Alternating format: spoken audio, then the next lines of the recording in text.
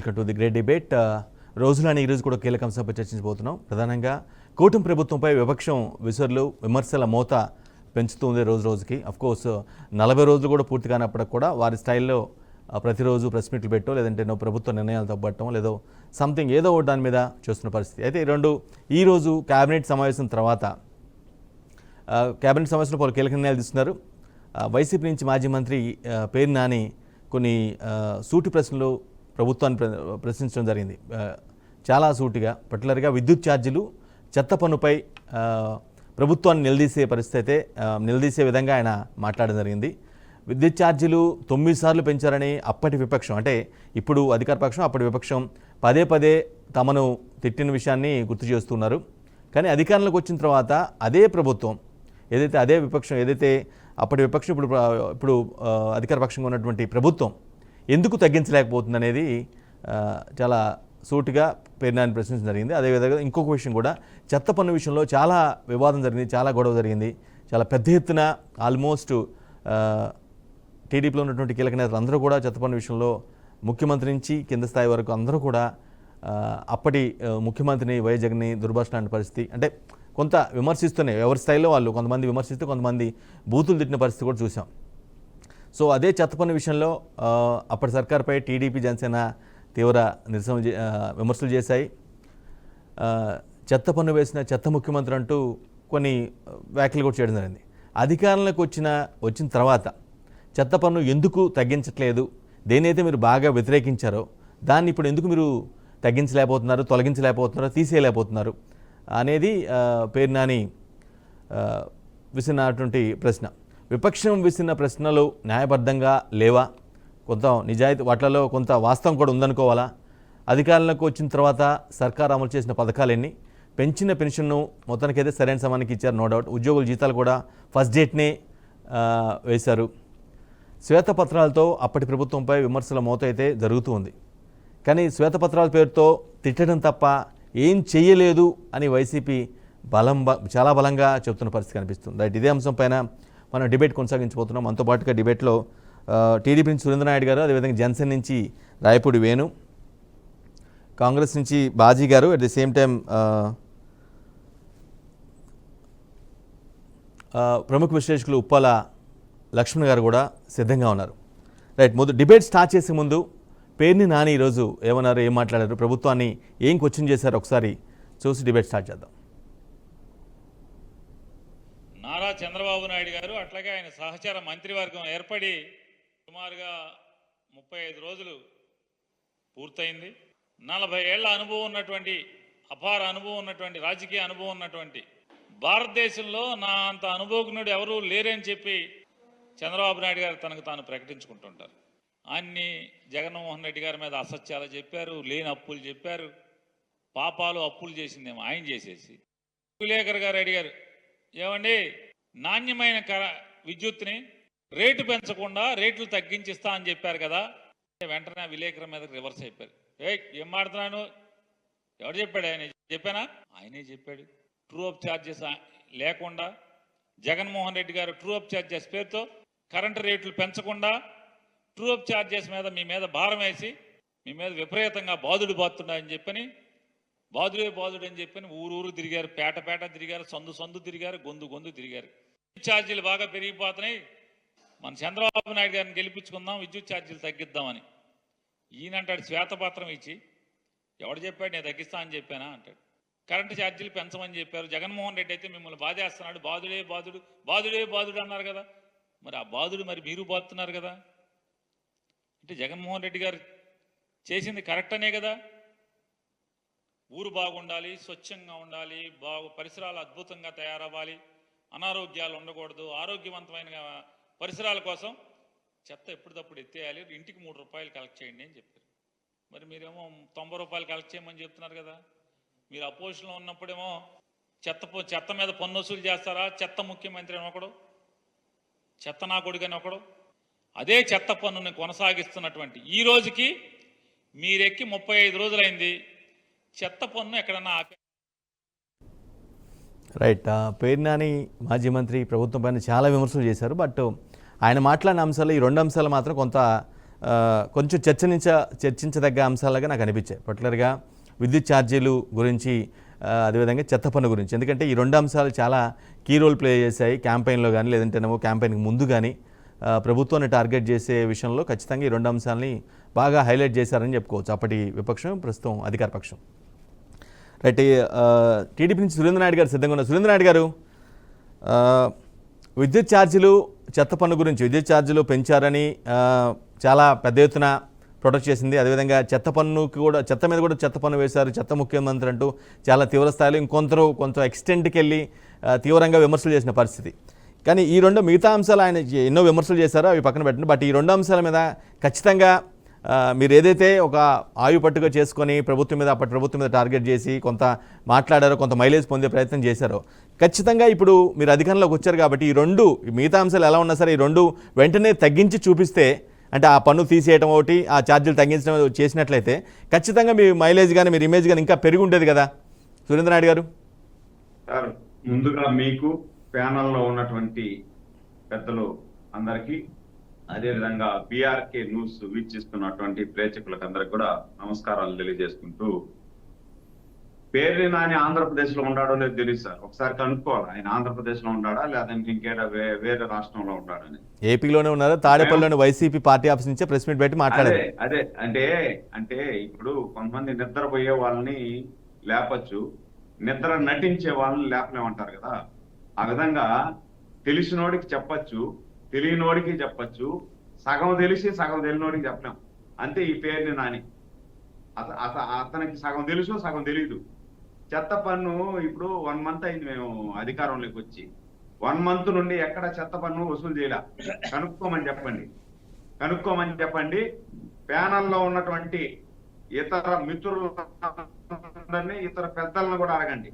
ఈ 1 month లో ఎక్కడా కూడా చెత్త పన్ను సురేంద్ర గారు చెత్త పన్ను వసూలు చేయకపోవటం వేరు, దాన్ని తొలగించడం వేరు, అవునా? అదే సార్, అదే చెప్తున్నా. అఫ్సియల్ గా చెత్త పన్ను తొలగించలేదు, కానీ ఈ మంత్ నుండి అయితే చెత్త పన్ను ఎక్కడ వసూలు చేయలేదు. దాని మీద కూడా ఒక అవగాహన తెచ్చుకొని పూర్తిగా చెత్త పన్ను తీసేయాలా అని మా ప్రభుత్వం పూర్తిగా కృత నిశ్చయంతో ఉంది. ఇది 100% జరుగుతుంది. మేము ఏదైతే చెప్పామో అదే చేస్తున్నాం. దాన్ని విధి విధానాల మీద ఒకసారి లోతుగా చర్చించి ప్రతి ఒక్కటి కూడా తెప్పించుకొని శ్వేతపత్రాలు రిలీజ్ చేసుకుంటూ, గత ప్రభుత్వంలో 5 సంవత్సరాలు ఈ జగన్మోహన్ రెడ్డితో ఉన్నటువంటి ఆలీబాగా బాబా 40 మంది దొంగల 151 మంది దొంగల ఉన్నారు కదా, వీళ్ళందరూ చేసినటువంటి అవినీతి అక్రమాలని ప్రజలకు తెలియజేయాల. శ్వేతపత్రం రూపంలో ప్రజలకు తెలియజేసి ఎంత దరిద్రమైన పాలన వీళ్ళు అందించారు, ఎంత అప్పులు మన నెత్తిన పెట్టిపోయారు, ప్రతి రంగంలో కూడా ఈ విధంగా ఈ రాష్ట్రాన్ని కుదేలు చేసేశారు అని చెప్పి ప్రజలకు విశదీకరంగా చెప్పి, దాని తర్వాత 1 by 1 మేము ఇచ్చిన హామీలన్నింటినీ కూడా అమలు చేసుకుంటా వెళ్ళాలా అనేది మా ముఖ్యమంత్రి గారి నిర్ణయం, మా ప్రభుత్వ నిర్ణయం. దాని వల్లనే ఈ రోజు ఏదైతే అవ్వాతాతలకు 4,000 రూపాయలు పెన్షన్ ఇస్తామన్నావో అది ఇస్తూ, గత 4.5 సంవత్సరాల నుండి ఏదైతే ఉద్యోగస్తులు ఉన్నారో ఈ ఉద్యోగస్తులు ఎవరో కూడా 1వ తేదీ జీతం అనే దాన్ని మర్చిపోయినటువంటి సురేంద్ర గారు ఒక పాయింట్ స్ట్రైట్ గా ఆన్సర్ చేయండి. సురేంద్ర గారు, మీరు క్యాంపెయిన్లో కానీ క్యాంపెయిన్కి ముందు కానీ కరెంటు ఛార్జీలు పెంచము అని చెప్పారా, మేము వచ్చిన తర్వాత తగ్గిస్తామని చెప్పారా? సార్, మేము ప్రతి క్యాంపెయిన్ లో మేము చెప్పింది ఏమంటే, కరెంట్ ఛార్జీలు 9 సార్లు ఈ ముఖ్యమంత్రి పెంచాడు. గత 2014 నుండి 2019 వరకు ఒక్కసారి కూడా మనం కరెంట్ ఛార్జీ పెంచలేదు. నాణ్యమైన విద్యుత్ ఇచ్చాము. ఈ రోజు నాణ్యమైన విద్యుత్ లేదు, కరెంట్ ఛార్జీ 9 సార్లు పెంచారు. మన ప్రభుత్వం వచ్చిన వెంటనే దాని మీద పూర్తిగా సమీకరించి ఏదైతే వీళ్ళు ట్రూ అప్ ఛార్జీలు ఏదైతే వేస్తున్నారో ఈ ట్రూ అప్ ఛార్జీలు అన్నిటినీ కూడా లేకుండా, కరెంట్ ఛార్జీలు పెంచకుండా, విద్యుత్ కోతలు లేకుండా చూస్తామని చెప్పినాం. ఆ మాట కట్టుబడి 2 రోజులకు ముందు గౌరవ ముఖ్యమంత్రి నారా చంద్రబాబు గారు విద్యుత్ దాని మీద శ్వేతపత్రం రిలీజ్ చేయడం జరిగింది. ఈ మంత్ లాస్ట్ లోపల ఏదైతే ఈ ట్రూ అప్ ఛార్జెస్ ఉన్నాయో ఈ ట్రూ ఆఫ్ ఛార్జెస్ అన్నిటినీ కూడా దాని మీద ఒక అవగాహన తీసుకొని ట్రూ ఆఫ్ ఛార్జీలు ఎత్తేయాలని మా ప్రభుత్వం నిర్ణయం తీసుకునింది ఆల్మోస్ట్ అది అమలు చేయడం మాత్రమే లేట్ అయింది. 35 రోజులు తగ్గిస్తామని సురేంద్ర గారు మరోసారి అడుగుతున్నాను. సురేంద్ర గారు చూసుకుంటూ చేయాలా? రైట్, మరోసారి ఆ ప్రశ్న పాయింట్ అవుట్ చేస్తున్నాను. సురేంద్ర గారు అన్ని చేస్తారంటే అవుతుందా? సురేంద్ర గారు చెప్తారు పనికి మాలిన వాళ్ళు వీళ్ళు ఈ పనికి మాలిన వాళ్ళు చెప్తారు. ఈ పనికి మాలిన వాళ్ళకి ఇంకేమైనా పని ఉందా? 151 మందిని ఇచ్చారు, 5 సంవత్సరాలు ఏం చేశారు ఈ పనికి మాలిన వాళ్ళు? 35 రోజుల్లో చేసేసేదానికి అవుతుందా? ఇదేమన్నా మన అరిచేతులు అర్థాలు చూపించేదానికి అవుతుంది? చందమామం చూపించేదానికి అవుతుందా? ఏం మాట్లాడతారు వీళ్ళు? పని బాట లేదు వీళ్ళకి. 11 మంది అందుకే ఇచ్చింది వీళ్ళని, జనాలు 11 మందికి ఇచ్చింది వీళ్ళని అందుకే. కాబట్టి నేనేమంటానంటే దాదాపు ఇప్పుడు 35 రోజులు అయింది, ఇంకొక 1 మంత్ వెయిట్ చేయండి. కానీ సురేంద్ర గారు ఆల్రెడీ చెత్త పన్ను సురేంద్ర గారు ఒకసారి నా మాట వినాలి. చెత్త పన్ను తీసేస్తాం పూర్తిగా. సురేంద్ర గారు నా మాట వినాలి ఒకసారి.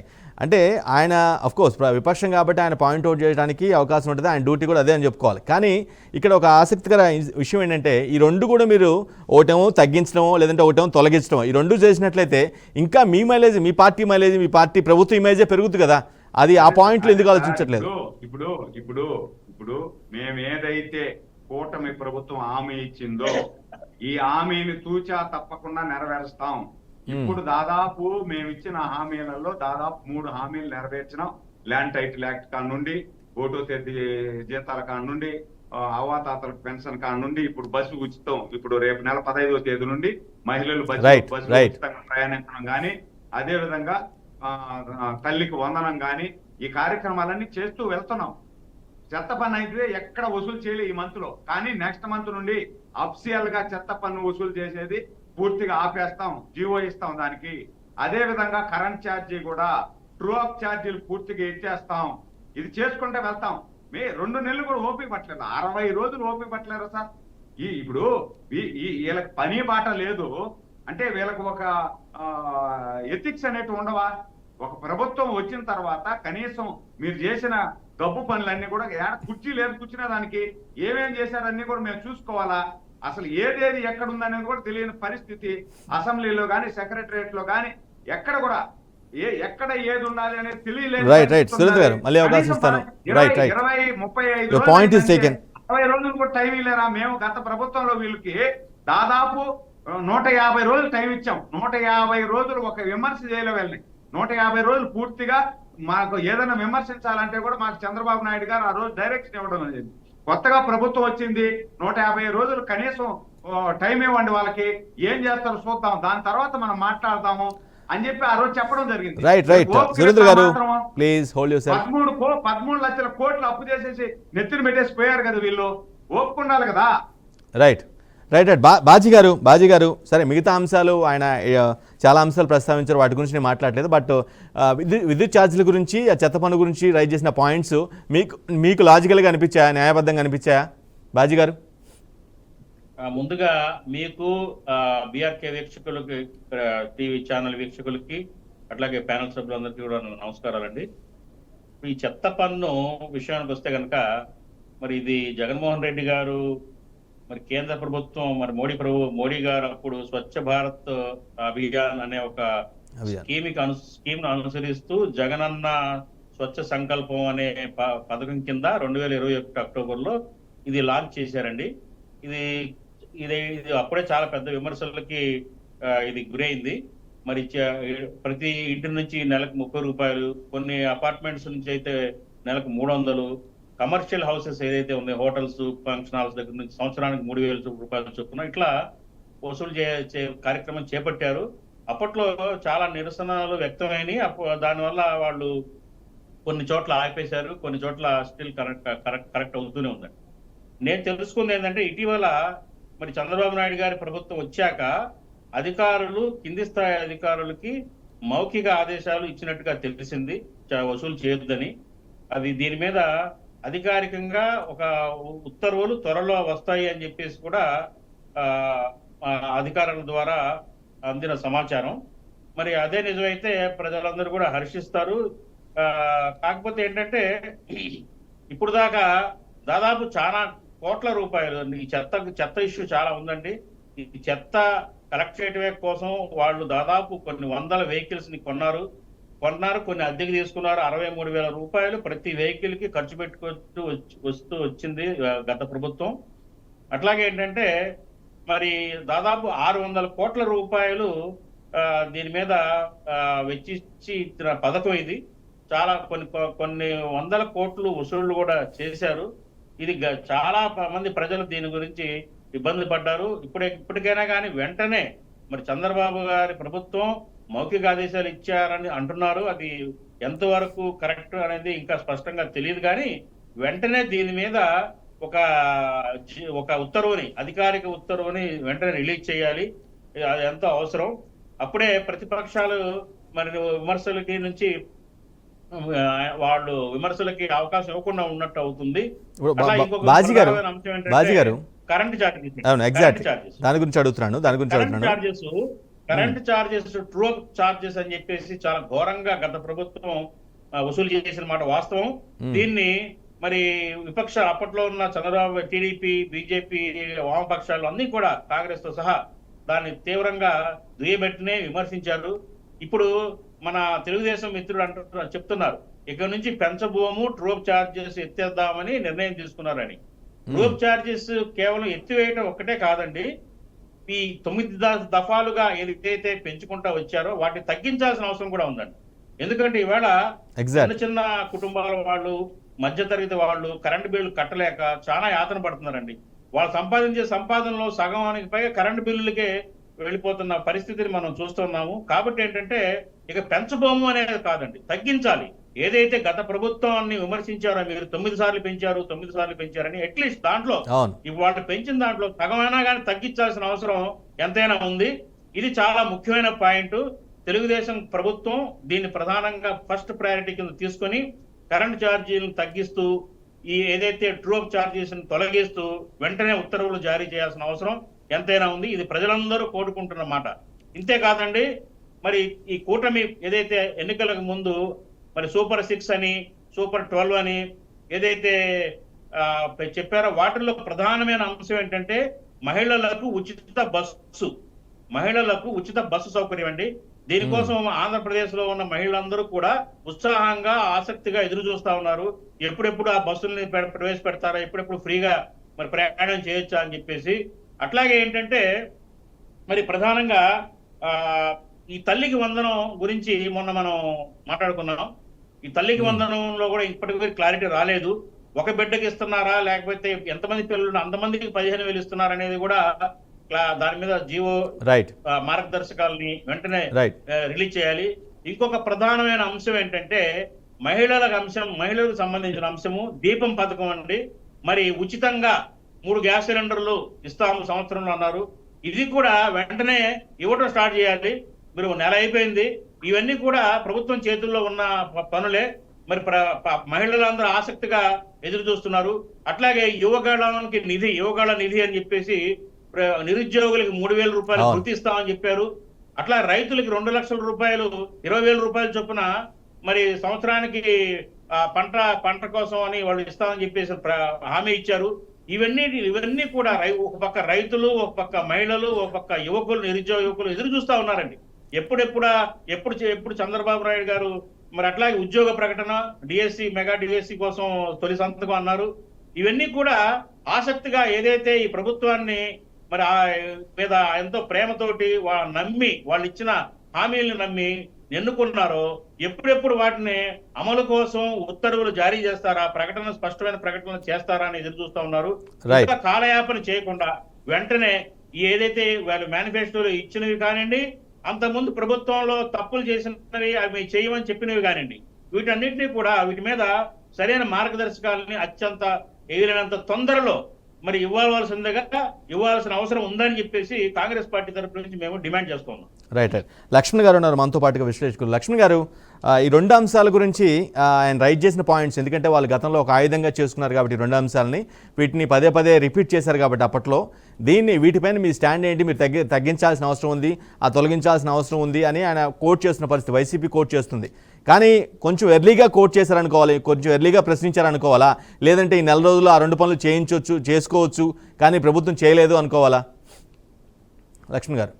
ఇప్పుడు ప్రతిపక్ష పార్టీలు ప్రశ్నించడంలో దానికి తొందరగా ప్రశ్నించారా ఆలస్యంగా ప్రశ్నించారా అన్న కాదు, ఎప్పుడు ప్రశ్నించినా కూడా సమాధానం అధికార పార్టీ చెప్పాలి. ఇప్పుడు 35 రోజులు అయింది ప్రభుత్వం వచ్చి, ఇప్పుడు సమయం కావాలా, ఇంకా పరిపాలన గాడిలో పెట్టుకోవాలా అని అంటున్నప్పుడు ప్రస్తుత ముఖ్యమంత్రి చంద్రబాబు నాయుడు గారికి ఇది ఆయన నాలుగోసారి ముఖ్యమంత్రి. ఆయనకు అడ్మినిస్ట్రేషన్ అన్నది డే 1 నుంచే కూడా ఆయన చేసుకోవడానికి, ఆదేశాలు ఇవ్వడానికి అవకాశాలు ఉన్నాయి. కొత్త కాదు. ఇప్పుడు జగన్మోహన్ రెడ్డి వచ్చాడంటే కొత్త, ఆయనకి ఏమి తెలియదు. ఎప్పుడు కూడా రాష్ట్ర రాజకీయాల్లో లేడు. అంతకుముందు కూడా పార్లమెంట్ మెంబర్గా ఉన్నాడు, తర్వాత ప్రతిపక్షం అయ్యాడు, తర్వాత ముఖ్యమంత్రి అయ్యాడు. సరే, తను ఎలా ఉన్నాడు, ఎందుకు ఫెయిల్ అయ్యాడు, దానికి ప్రజలు బాగా సమాధానం చెప్పారు. ఎలా చెప్పాలో అలా చెప్పారు ఆయన ఫెయిల్యూర్స్. కానీ వచ్చినటువంటి చంద్రబాబు నాయుడు గారు, సరే మంత్రులు చాలా మంది కొత్త వాళ్ళు ఉన్నారు, ఇంకా డిపార్ట్మెంట్లో అవగాహన లేదు, ఇంకా అవగాహన తెచ్చుకోవాలి, ఓకే. బట్ పాలసీ మ్యాటర్, ఎన్నికల ముందు ఏం చెప్పాము, వాటి విషయంలో మాత్రము ఆలోచించాల్సినటువంటి అవసరం అయితే ఏం కనపడడం లేదు. ఇప్పుడు చెత్త పన్ను తొలగించాలా, కేబినెట్ లో పెడతారు, తొలగిస్తారు, అన్ని ఆదేశాలు జారీ చేస్తారు అన్ని మున్సిపల్ కార్పొరేషన్లకి, చెత్త పన్ను వసూలు చేయకండి అని.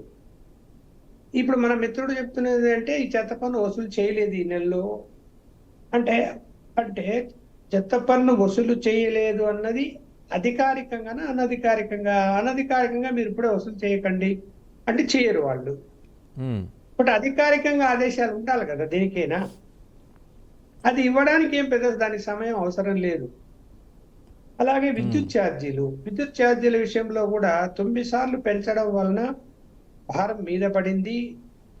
దానికి తోడు నాణ్యమైన విద్యుత్ అందక చాలా సార్లు విద్యుత్ పోవటము, అంటే కరెంట్ పోవడం రావడము, విసుగొచ్చి చాలా మంది తిట్టుకోవడం, ఇవన్నీ జరిగాయి.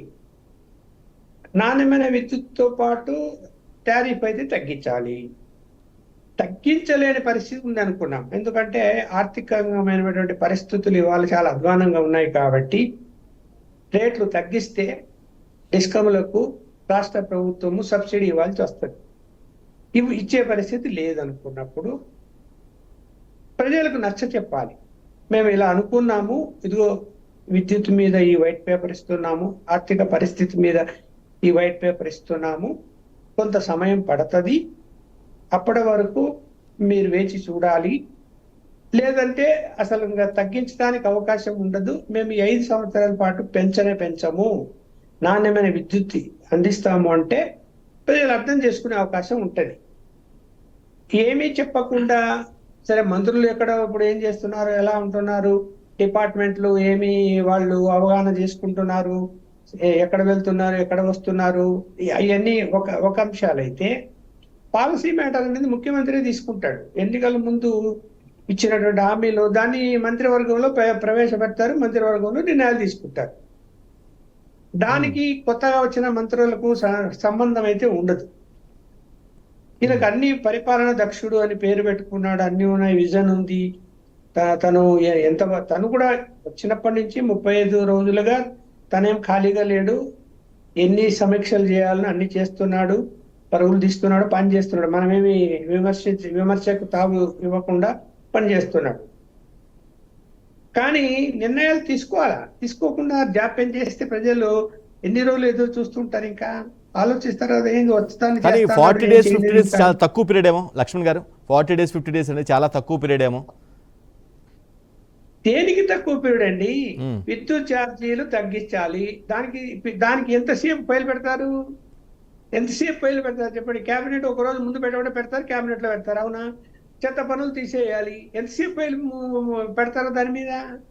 ఏదైనా స్టడీ చేసేది ఉంటే మీరు అన్నట్టు స్టడీ చేసి సమయం పడుతుంది, దాన్ని ఎలా చేయాలి అనే దాని మీద ఒక నివేదిక రావాలి, దాన్ని పరిశీలించాలి, దానికి ఉత్తర్వులు ఇవ్వాలి, కేబినెట్లో పెట్టాలి, ఇవన్నీ వస్తాయి. ఇవి ఇక్కడ అంత పెద్ద అంశాలు కాదవి. నిర్ణయం తీసుకుంటే ఇప్పుడు వస్తూనే మరి ఎందుకు భూముల మీద ఆ యొక్క చట్టాలని ఆపేస్తూ సంతకం పెట్టారు చంద్రబాబు నాయుడు గారు. ఇవాళ కేబినెట్ కూడా అప్రూవ్ అయిపోయింది దాని మీద. మళ్ళీ ఇక్కడ ప్రజలకు మేలు చేయాలా అనుకున్నప్పుడు దానికి సంబంధించిన ఫైళ్లు వెంటనే పరుగులు తీయాలి. పరుగులు తీస్తేనే ఈ పరిపాలన మెచ్చుకుంటారు. లేకపోతే ఎలా మెచ్చుకుంటారు? ఆలస్యం చేస్తుంటే చేస్తారా చేయరా? ఇప్పుడు చూడండి, ఇదే కాదు, వాలంటరీ వ్యవస్థ ఏం చెప్పింది ఎన్నికల ముందు? 10,000 జీతం ఇస్తాము, వాలంటరీ వ్యవస్థ కొనసాగిస్తాము. అవునా? మరి ఇవాళ 35 రోజులైంది. ఆ వాలంటరీ వ్యవస్థ మీద ఏ నిర్ణయం తీసుకున్నారో చెప్పడం లేదు ఇప్పటి వరకు. 1,00,000 మంది పైగా రిజైన్ చేసి వెళ్ళిపోయారు. మరి ఆ 1,00,000 మంది రిక్రూట్మెంట్ చేస్తారా, చెయ్యరా? ఆ వ్యవస్థ కంటిన్యూ అవుతుందా? ఆ వ్యవస్థను వాడుకోలే, పక్కన పెట్టారు, పక్కన పెట్టి కూర్చున్నారు. వాళ్ళ పరిస్థితి ఏంది? మన క్లారిటీ ఇచ్చారా? ఇప్పుడు మనం అడుగుతున్నది కూడా కొత్త విషయాలు తీసుకొచ్చి అడగడంలే. ఎన్నికల ముందు వాళ్ళు చెప్పిన అంశాల గురించే మనం మాట్లాడుతున్నాం. ఎగ్జాక్ట్లీ. కొత్త ఏమైనా పాలసీ మేటలు తీసుకోవాలంటే సమయం పడుతుంది, కాదని ఎవరు అనరు. మీరు ఎన్నికల ముందు ప్రకటించిన తర్వాత మీకు అవగాహన ఉంది కదా వాటి మీద. రైట్. ఇదే అంశంపై డిబేట్ కొనసాగిద్దాం. రాయపూడి వేణుగారు మనతో పాటు ఉన్నారు. లక్ష్మణ్ గారు రైట్ చేసిన పాయింట్ కూడా చాలా కీలకమైన పాయింట్ కింద చూడాల్సిన అవసరం ఉంది. కూటమి ప్రభుత్వంపై వైసీపీ రోజు ప్రశ్నిస్తున్న విమర్శలు కానీ లేదంటే రోజు క్వశ్చన్ చేస్తూ ఉంది. అఫ్కోర్స్ 50 రోజులు కూడా గడవలేదు, బట్ అయినప్పటికీ కూడా విపక్షం తన ఒత్తిడిని అయితే ప్రభుత్వంపై చూపిస్తున్న పరిస్థితి కనిపిస్తుంది. రైట్. రాయపూడి వేణుగారు, నిజానికి సరే వైసీపీ అంటే ఖచ్చితంగా వాళ్ళ డ్యూటీ అది, ఖచ్చితంగా ప్రభుత్వాన్ని టార్గెట్ చేసే విధంగా కొన్ని ప్రశ్నలు సంధిస్తూ ఉంటారు. ఈ 2 అంశాలు పక్క పెడితే ఇందాక లక్ష్మణ్ గారు ఒక పాయింట్ రైట్ చేశారు. వాలంటీర్లకు సంబంధించి చాలా స్పష్టమైన ప్రకటన మీరు చేయడం జరిగింది ఎన్నికల ముందు. ఖచ్చితంగా కొనసాగిస్తాం, 10,000 వాళ్ళ వేతనం పెంచడంతో పాటుగా వారి సేవలను కొనసాగిస్తాం, వాడతామని చాలా క్లియర్ కట్గా చెప్పారు. ఆల్మోస్ట్ 40 days అవుతుంది, వాటి గురించి ఒక్క ప్రకటన కూడా వచ్చిన పరిస్థితి కనిపించట్లేదు. ఏదో హామీల ఇంప్లిమెంటేషన్ సంబంధించి కొంత జాప్యం జరుగుతుంది, కొంత డిలే ప్రాసెస్ జరుగుతుంది అన్న ఫీలింగ్ అయితే కలుగుతుంది. అవునా వేణుగారు, మీరేమంటారు? ముందుగా మీకు అదేవిధంగా బీఆర్కే న్యూస్ యాజమాన్యానికి, వీక్షకులకి, ఈ చర్చలో పాల్గొన్నటువంటి ప్యానల్ సభ్యులందరికీ కూడా జనసేన పార్టీ తరఫున హృదయపూర్వకమైన నమస్కారాలండి. ఎందుకంటే మీరు చాలా మంచి సబ్జెక్టే పెట్టారు, కానీ ఇప్పుడు ఉన్నటువంటి వాస్తవ పరిస్థితుల్లో 35 రోజులు అయింది ఇప్పటికి. ఈ 35 రోజుల్లో కూడా ఎక్కడా కూడా ఎన్డీఏ కూటమి ఇచ్చినటువంటి మాట తప్పినటువంటి పరిస్థితులు ఎక్కడా కూడా లేవు. ఎందుకంటే ఇవాళ పేరు నాని గారు మాట్లాడుతూ ఏదో పాపం అప్పుడే 35 రోజులకే ఆయన పాపం కలుగులో నుంచి బయటకు వచ్చేసాడు అని మేము చెప్పేది ఏంటంటే, ఈ ఆంధ్ర రాష్ట్రాన్ని స్వాతంత్రం వచ్చిన 75 సంవత్సరాల్లో నేను అనేక డిబేట్లలో చెప్పా, కేవలం 2019 నాటికి 2,50,000 కోట్ల రూపాయలు ఉన్నటువంటి అప్పుని మీరు 2024 ఎన్నికలు అయ్యే నాటికి మీరు 13 లక్షల కోట్ల రూపాయలు అప్పులు చేశారు.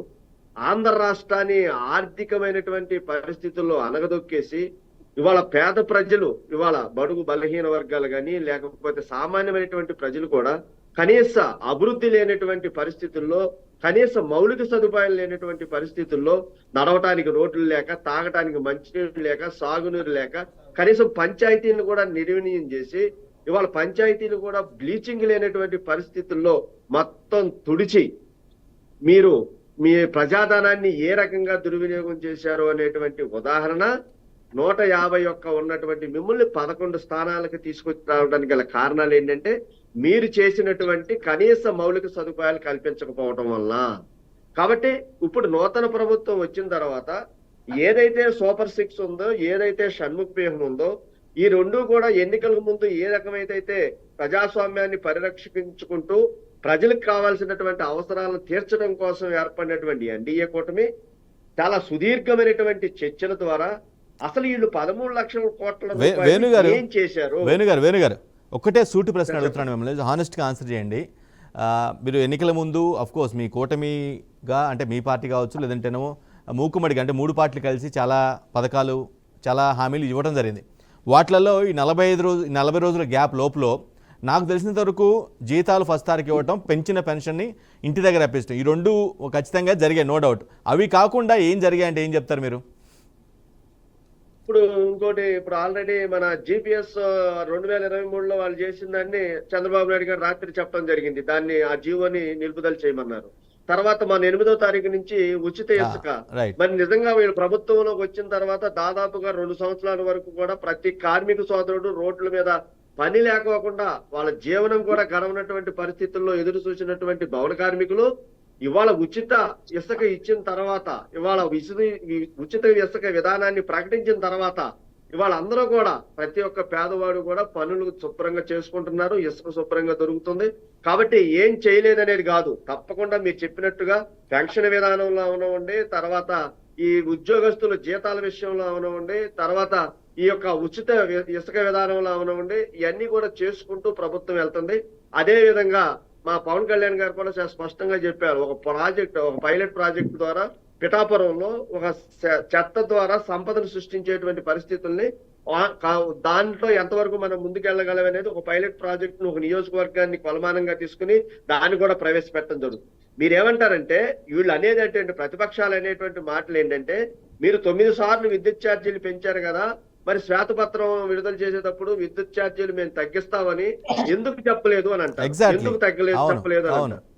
దానికి మేమేమని చెబుతామంటే, వీళ్ళు దాదాపుగా 1,29,500 కోట్ల రూపాయలు బకాయి పడిపోయి ఇవాళ విద్యుత్తులో ఉన్నటువంటి బకాయిల్ని ఏ రకంగా తీర్చాలనేటువంటి ప్రభుత్వానికి ఆలోచన కావాలి. కాబట్టి నాణ్యమైనటువంటి విద్యుత్తును అందిస్తూ తర్వాత కోతలు లేకుండా ప్రజలు ఇబ్బంది పడకోకుండా మనం విద్యుత్తును అందించుకుంటూ వెళ్తూ భవిష్యత్తులో దీన్ని ఎంతవరకు మనం తగ్గించుకోవాలి, ఏ రకంగా పేద ప్రజలకి ఏ రకంగా మనం ఈ విద్యుత్ విషయంలో మనం వాళ్ళని హేళన చేసాం, వాళ్ళు చేసిన పని మనం చెయ్యొద్దు అని చాలా స్పష్టంగా చంద్రబాబు నాయుడు గారు కూటమి ప్రభుత్వం చెప్పడం జరుగుతుంది. ఈ లోపే కంగారు పడాల్సిన మీరు చెప్పింది కానీ ప్రభుత్వ ఆలోచన కావచ్చు, ప్రభుత్వ ఆలోచన మీరు చెప్తూ ఉన్నారు. కానీ ఇక్కడ ఒక ఇంట్రెస్టింగ్ ఆస్పెక్ట్ ఏంటంటే, పదే 9 సార్లు పెంచారు అని బలంగా చెప్పినప్పుడు ఆబ్వియస్గా ఆ 9 సార్లు పెంచిన దాన్ని తగ్గిస్తేనే కొంత మీకు వాల్యూ ఉంటుందో, క్రెడిబిలిటీ ఉంటుందేమో అనేది మీరు చెప్పిన వాటికి. ఎందుకంటే బలం చేకూరుతుంది, మీరు చెప్పినటువంటి ఏదైతే బలంగా రైజ్ చేశారో ఆ పాయింట్కి కొంత బలం చేకూరినట్టుగా ఉండేది అవకాశం ఉంటుంది కదా. తప్పకుండానండి. ఇప్పుడు ఎందుకంటే ప్రజలకి తెలియజేయాల్సినటువంటి నైతిక బాధ్యత నూతన ప్రభుత్వం మీద ఉంది కాబట్టి, ఒక శ్వేతపత్రం అనేటువంటి సంస్కృతిని తీసుకొచ్చారు కాబట్టి, ఏ శాఖలో ఎంత లోపం ఉంది, ఏ శాఖలో ఈ ప్రభుత్వం ఎంత అవినీతి చేసింది, ఏ శాఖలో వీళ్ళు ప్రజాధనాన్ని దుర్వినియోగం చేశారనేది ఒక తెల్ల పేపర్ మీద పెట్టిన తర్వాత 35 రోజులైంది సార్. 6 నెలల టైం తీసుకుని ఈ పెద్ద నాయకులందరూ, ఈ ప్రతిపక్షంలో ఉన్నటువంటి గొట్టాల ముందుకు వచ్చేటువంటి నాయకులందరూ కూడా ఇవాళ మాట్లాడేటువంటి మాటలు టైం ఉంది. రేపు 22 నుంచి అసెంబ్లీ జరుగుతుంది. ఈ దొంగలందరూ అసెంబ్లీకి రావాలి కదా, పారిపోతున్నారు కదా. కనీస గౌరవంగా ఒక స్పీకర్ని కూడా స్థానంలో కూర్చోబెట్టలేనటువంటి ఈ ప్రతిపక్ష నాయకులు, ఈ 11 మంది సభ్యులు కూడా ప్రతిపక్ష అసెంబ్లీ నుంచి పారిపోతే రేపు అవకాశం ఉంది. ఈ శ్వేతపత్రాలు విడుదల చేసిన దాని మీద వీళ్ళు అడగాల్సినటువంటి ప్రశ్నలు ఒక ప్రజా వేదిక ఉంది శాసనసభ ద్వారా. రేపు 22వ తారీఖున జరిగేటువంటి దాంట్లో మీరు మాట్లాడితే మీకు సరైనటువంటి సమాధానం ప్రభుత్వం కనువిప్పు కలిగించేటువంటి పరిస్థితి తీసుకొచ్చింది. ఈ 3-4 రోజుల్లో కూడా శ్వేతపత్రాల మీద ప్రభుత్వ విధానాలను బయటకు తీసుకొచ్చిన తర్వాత అసెంబ్లీలో పెట్టి అందరికీ కూడా తెలియజేస్తారు. వీళ్ళకి ఏదన్నా ప్రజల మీద చిత్తశుద్ధి ఉంటే కనీసం ఆ 5 రోజులన్నా అసెంబ్లీకి వచ్చి వాళ్ళు సమాధానం చెప్తే బాగుంటది. కంగారు పడాల్సిన అవసరం లేదు. ఏదైతే ఈ కూటమి ప్రభుత్వం ప్రజలకు హామీ ఇచ్చిందో ఎన్నికల ముందు, తూచా తప్పకోకుండా ప్రతి ఒక్క విషయంలోనూ ప్రజలకి అండగా నిలబడిద్ది, ప్రతి విషయంలోనూ మేలు చేసిద్ది అనేటువంటి విషయాన్ని మాత్రం మేము జనసేన పార్టీ ప్రభుత్వం స్పష్టంగా చెప్తాం. రైట్. సురేంద్ర నాయుడు గారు, యువర్ సేయింగ్ సంథింగ్. మీరు ఇందాకేదో చెప్తూ ఇందాకేదో మీరు చెప్పాలనే అవకాశం అడిగారు. ఇప్పుడు వాళ్ళకు తెలియదు ఒకటి సార్, పేరు నానికి తప్పులు చెప్పడం కాదు. మేము ఎన్నికల హామీలో, ఎన్నికల ప్రచారంలో ఎక్కడా కూడా విద్యుత్ ఛార్జీ తగ్గిస్తామనే మాట చెప్పలా. 9 సార్లు పెంచారు, నాణ్యమైన విద్యుత్ ఇవ్వలేదు. మనం అధికారంలోకి వచ్చిన వెంటనే విద్యుత్ ఛార్జీ పెంచే ప్రసక్తే ఉండదు, విద్యుత్ ఛార్జీ పెంచము, వీలైతే తగ్గిస్తామని మీరు ఎక్కడ చెప్పలేదంటారు. తగ్గిస్తామని ఎప్పుడు ఎక్కడ చెప్పలేదంటారు. వీలైతే వీలైతే వీలైతే విద్యుత్ ఛార్జీ తగ్గించే ప్రయత్నం కూడా చేస్తాం. నాణ్యమైన విద్యుత్ ఇస్తూ వీలైతే పేద బడుగు బలహీన వర్గాల నెత్తిన భారం లేకుండా విద్యుత్ ఛార్జీని తగ్గించే అవకాశాన్ని కూడా పరిశీలిస్తాము అని చెప్పడం జరిగింది. దానిలో భాగంగానే ఈ రోజు శ్వేతపత్రం రిలీజ్ చేసిన తర్వాత ఏదైతే దాంట్లో విద్యుత్ ఛార్జీలు వెసులుబాటు ఎంత మేరకు మనం తగ్గించగలుగుతాము, ఎంత మేరకు మనం భారం భరించగలుగుతాము ప్రజల మీద పడకుండా అనేది ఒక కమిటీ వేసుకొని దాన్ని క్షుణ్ణంగా పరిశీలించి 200% మనం తగ్గించే ఏర్పాట్లు అయితే చేస్తాము. దాంతో పాటు చెత్త పన్ను ఎక్కడ తీసుకోలేదు, దానికి ఒక ఇది కూడా దిశానిర్దేశం కూడా జరిగిపోయింది. రేపు నెల 15వ తేదీ లోపల ఈ చెత్త పన్ను పూర్తిగా రద్దు చేస్తాము అని చెప్పి కూడా జీవో కూడా ఇవ్వడం జరుగుతుంది.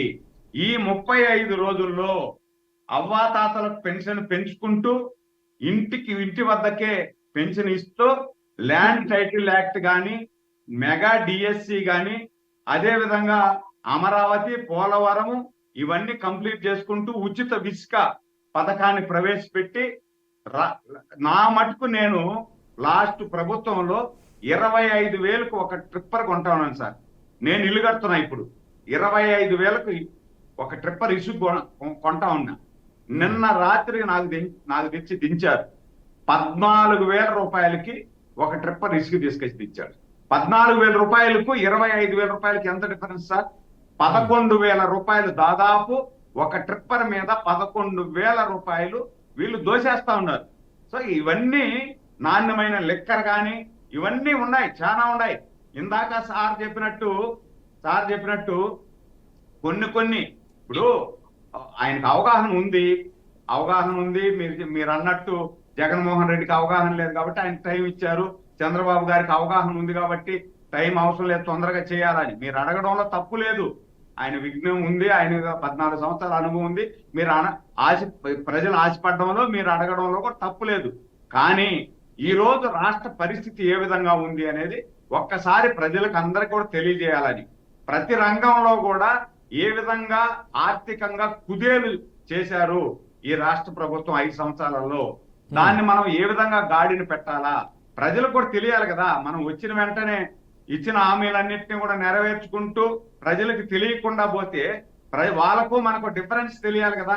వాలంటీర్ వ్యవస్థ కూడా సురేంద్ర గారు వాలంటీర్ వ్యవస్థ గురించి కూడా సురేంద్ర గారు వాలంటీర్ వ్యవస్థ గురించి కూడా చాలా కీలకమైనటువంటి వ్యాఖ్యలు చేశారు. వాళ్ళ లైఫ్ గురించి, వాళ్ళ భవిష్యత్తు గురించి ఒక అష్యూరెన్స్ అయితే ఇచ్చారు. ఖచ్చితంగా 10,000 శాలరీ పెంచడంతో పాటుగా వాటిని కొనసాగిస్తా ఉన్నారు. కానీ ఇప్పటివరకు అయితే దాని గురించి పెద్దగా మాట్లాడిన సందర్భాలు లేవు. ఏమి ఇబ్బంది పడాల్సిన అవసరం లేదు సార్. వాలంటీర్లు ఏమి ఇబ్బంది పడాల్సిన అవసరం లేదు. అది కోర్టులో వేసున్నారు.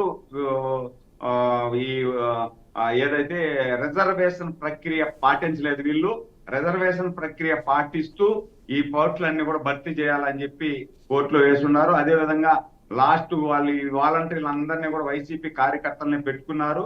దాంట్లో ఎవరైతే వైసీపీకి, తెలుగుదేశానికి, జనసేనకు, బీజేపీకి, కాంగ్రెస్ కు ఇలాంటి పార్టీలకు వత్తాసు పలకకుండా ఐడియల్ గా వాళ్ళ డ్యూటీ వాళ్ళు చేసుకునేటువంటి వాలంటీర్లు ఎవరు భయపడాల్సిన పని లేదు.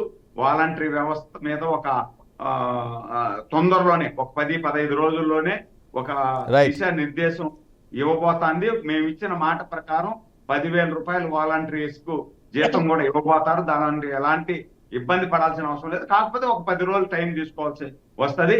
ఏది ఏమైనా ఏదైతే కూటమి ప్రభుత్వం ఎన్నికలకు ముందు హామీ ఇచ్చిందో ఈ హామీలన్నింటినీ కూడా దాదాపు మ్యాక్సిమం టైం తీసుకున్నా కూడా 100 రోజుల్లో పూర్తిగా అమలు చేసి చూపిస్తాం. ప్రజలకు మేము ఇచ్చిన వాగ్దానాన్ని తూచా తప్పకుండా పనిచేస్తూ అదే విధంగా అభివృద్ధి పదంలో ఈ రాష్ట్రాన్ని ముందుకు అదే విధంగా వీళ్ళు ఏదైతే 13 లక్షల కోట్ల రూపాయలు అప్పు చేసేసి ప్రజలను నెత్తిన పెట్టేసి రాష్ట్రాన్ని కుక్కల జింపిన ఇస్తరాకు జాగా తయారు చేశారో ఇవన్నిటినీ కూడా సమూలంగా మార్పు చేసుకుంటూ మా ప్రభుత్వం ఎన్డీఏ ప్రభుత్వం అంటే ఇలా ఉంటది అనే ఒక ల్యాండ్ మార్క్ విధంగా ముందుకు పోతుంది ప్రభుత్వం.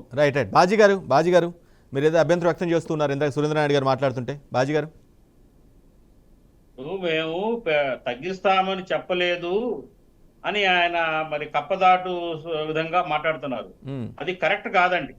ఎందుకంటే మీరు పదే పదే ప్రతి సమావేశంలో కూడా 9 సార్లు పెంచారు, 9 సార్లు పెంచారు. మేము చెప్పింది అయితే 9 సార్లు విద్యుత్ ఛార్జీ పెంచారు అని చెప్పింది వాస్తవం.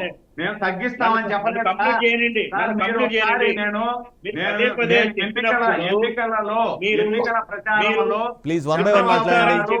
ఇద్దరు ఒకేసారి వద్దు ప్లీజ్. Requesting you both. కానీ ప్రజలు ఆశిస్తా ఉన్నారు. ఎందుకంటే మీరు పదే పెంచారని అప్పటి ప్రభుత్వాన్ని విమర్శించినప్పుడు మీరు అధికారంలోకి వచ్చిన తర్వాత తగ్గిస్తారని ప్రజలు ఆశించడంలో తప్పులేదు, ఆశిస్తా ఉన్నారు కూడా. కాబట్టి అది మీ బాధ్యత. మీరు ఇప్పుడున్న అధిక భారంగా ఉన్న విద్యుత్ ఛార్జీలని పరిశీలించి వాటిని తక్షణమే తగ్గించాల్సిన అవసరం ఎంతైనా ఉంది. ఇంకొక పాయింట్, ప్రధానమైన పాయింట్. మీరే చెప్తారు. ఒక నిమిషం అండి, నాకు టైం ఇచ్చారు, నేను మాట్లాడుతున్నాను. మీరు వాలంటీర్ల విషయంలో కూడా ఒక మాట అన్నారు. వైసీపీ కార్యకర్తలు ఎవరైనా ఉంటే కనుక వైసీపీ సానుభూతులు ఉంటే అన్నారు. ఈవేళ పార్టీలే ఆ పార్టీలో ఉన్న నాయకులనే తీసుకున్నారు ఈ పార్టీలో నాయకులు ఆ పార్టీలో జంప్ చేస్తున్నారు. నిరభ్యంతరంగా తీసుకొని టికెట్లు ఇచ్చి గెలిపించుకుంటున్నారు. అలాంటప్పుడు పాపం చిన్నవాళ్ళు, పేదవాళ్ళు, వాలంటీర్లు ఏదో 5,000కి జీతానికి కక్కుర్తిపడి వాళ్ళు పనిచేస్తున్నారు. వాళ్ళని పార్టీ ముద్ర వేయకుండా ఎవరైతే అర్హులైతే ఉన్నారో అందరినీ తీసుకొని వాళ్ళకి 10,000 జీతాలను చొప్పున చెల్లించి వాళ్ళకి అధికారికంగా మరి వాళ్ళ యొక్క అపాయింట్మెంట్ ని అధికారికంగా ప్రకటించాల్సిన అవసరం ఉంది అని చెప్పేసి నేను ఈ సందర్భంగా చెప్తా ఉన్నాను. అంతేకాదండి, ఇంకో ప్రధానమైన వాగ్దానం చేశారు చంద్రబాబు నాయుడు గారు. మరి పట్టణాల్లో ఉన్న నిరుపేదలకి 2 సెంట్లు భూమి, 2 సెంట్లు ఇళ్ల స్థలము, అట్లాగే గ్రామాల్లో ఉన్న వాళ్ళకి 3 సెంట్లు ఇస్తామని కూడా హామీ ఇచ్చున్నారు.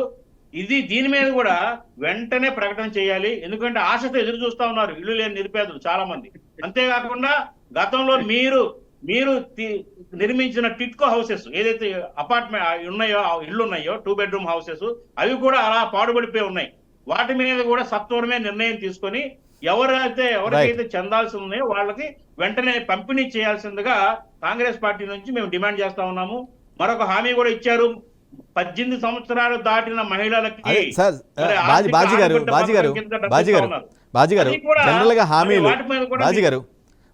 జనరల్గా హామీలు ఏ పార్టీ అయినా సరే అధికార పక్షమా విపక్షమా అని పక్కన పెడితే ఎన్నికలకు ముందు జనరల్గా చాలా హామీలు ఇస్తూ ఉంటారు. బట్ వాటిని ఇంప్లిమెంట్ చేయాలంటే, వాటిని జనంలోకి తీసుకెళ్లాలంటే, ఖచ్చితంగా యాక్చువల్ పొజిషన్లో తీసుకెళ్లాలంటే కొంత సమయం ఇవ్వాల్సిన అవసరం ఉంది. 6 months 5 months అనేది.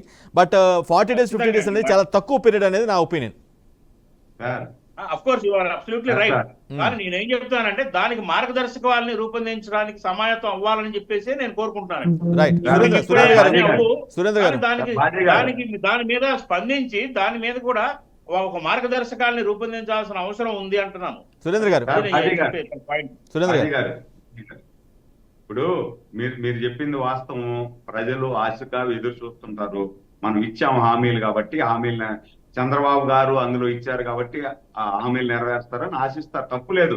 కానీ నేను కూడా చెప్పేది అదే సార్. 13 లక్షల కోట్లు అప్పు చేసి నెత్తిన పెట్టేసిపోయాడు. దీంట్లో ఏ మేరకు మనం తగ్గించగలము? మనం ఎక్కడా కూడా విద్యుత్ ఛార్జీలు తగ్గిస్తామనే మాట చెప్పలా. ఒక మాట మాత్రం చెప్పాం. 9 సార్లు వాళ్ళు పెంచారు, నాణ్యమైన విద్యుత్ ఇవ్వలేదు. మనం వచ్చిన తర్వాత నాణ్యమైన విద్యుత్ ఇస్తూ తగ్గించడానికి ప్రయత్నం చేస్తాం అనే మాట వాడాం. కాబట్టి జనాలు ఆశించడంలో తప్పు లేదు, మీరు అడగడంలో కూడా తప్పు లేదు. ఖచ్చితంగా దాని మీదనే శ్వేతపత్రం రిలీజ్ చేసి ఎంత మేరకు మనం తగ్గించగలం, ఆ భారాన్ని ఎంత మేరకు మనం మోయగలం అనేది కూడా ఒక క్లారిటీ తీసుకొని ఖచ్చితంగా తూచా తప్పకుండా మేమిచ్చినటువంటి హామీలన్నింటినీ కూడా 3 నెలల టైం లోపల ఖచ్చితంగా రేపు నెల 15వ తేదీ ఉచిత బస్సు కూడా రేపు నెల 15వ తేదీ ప్రారంభించబోతున్నాం. రేపు నెల 20వ తేదీ లోపల అన్నా క్యాంటీన్లు ప్రారంభించబోతున్నాం. ఇవన్నీ 1 by 1 ఖచ్చితంగా ఈ లోటు బడ్జెట్ ని కూడా బేరీ చేసుకుంటూ అన్ని ఒక లెవెల్ కి తీసుకొచ్చుకుంటూ ఇచ్చిన హామీలన్నీ కూడా తూచా తప్పకుండా పీరియడ్ లోపల అన్ని ఖచ్చితంగా కంప్లీట్ చేస్తాం.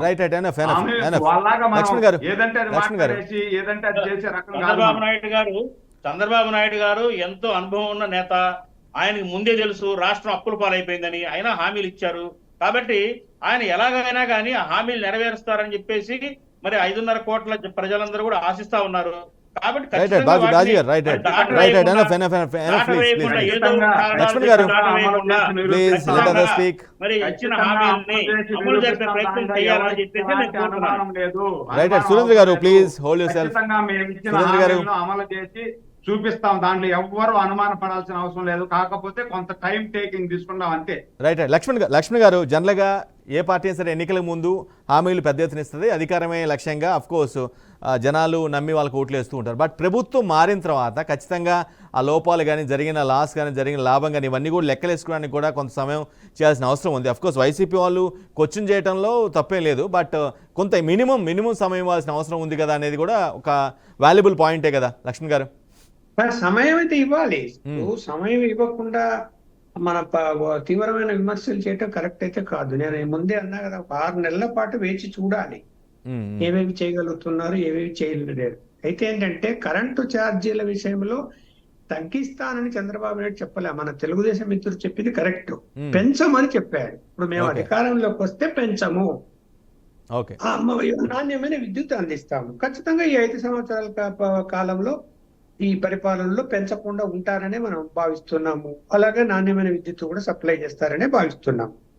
మిగతా అంశాల్లో ఏంటంటే అంత ఫైనాన్షియల్ తో ముడిపడినటువంటి ఈ హామీలు ఇచ్చి ఉన్నారు కదా, ఇచ్చినప్పుడు ఆర్థిక పరిస్థితి అధ్వానంగా ఉన్నప్పుడు దాన్ని దిద్దుకొని ముందుకెళ్ళాలి. కేంద్ర సహకారం చాలా ఇంపార్టెంట్ గా ఉంది ఇప్పుడు. అందుకని మళ్ళీ ఇవాళ కూడా ఢిల్లీకి వెళ్ళారు ఆయన. కొంత కేంద్ర ప్రభుత్వము ఇప్పుడు వాళ్ళకు కూడా నీతి ఆయోగ్ వచ్చిన తర్వాత అన్ని రాష్ట్రాలకు సమానమైనటువంటి ప్రాతినిధ్యం వహిస్తూ అందరికీ కూడా నిధులు ఎవరెవరికి ఎలా కేటాయించాలో సిస్టమేటిక్ గా కేటాయిస్తున్నప్పుడు అదనంగా ఇచ్చే పరిస్థితి ఉండదు. విభజన చట్టం ప్రకారం ఏంటంటే పోలవరంకి, రాజధానికి, వెనుకబడిన జిల్లాల అభివృద్ధికి నిధులు కేటాయించవచ్చు, నో డౌట్. కానీ అన్నిటికీ కేటాయించాలి అంటే వాళ్ళకి కేబినెట్ కూడా కేవలం నీతి ఆయోగ్ ప్రతిపాదన కాదని ఒక 10% వరకే నిధులు మంజూరు చేసే అవకాశం ఉంది, కానీ అంత మించి కూడా వాళ్ళు కూడా చేయలేదు.